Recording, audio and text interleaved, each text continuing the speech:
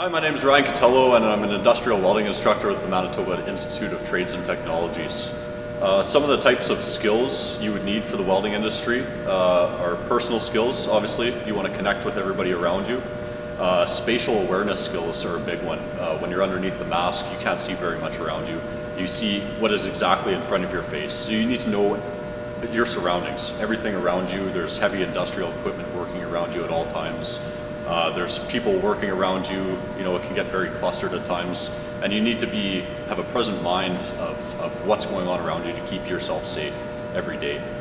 Another type of skill is attention to detail. Attention to detail is a big one because the littlest flaw inside of a weldment can basically, in the end, cause a failure, which can ultimately take somebody's life. You know, if you're putting up a building and you're throwing welds on that structure that aren't up to a certain code, and all of a sudden those welds fail and that building comes down, you're responsible for that. So there's a lot on the line when it comes to attention to detail and the type of pride you're putting into your workpiece.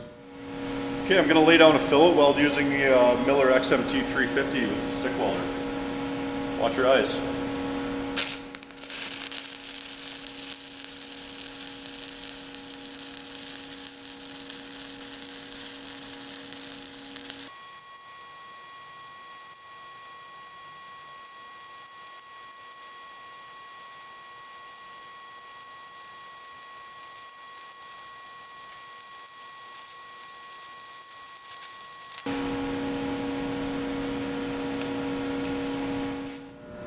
Hand-eye coordination is another big skill heavily involved in the welding industry.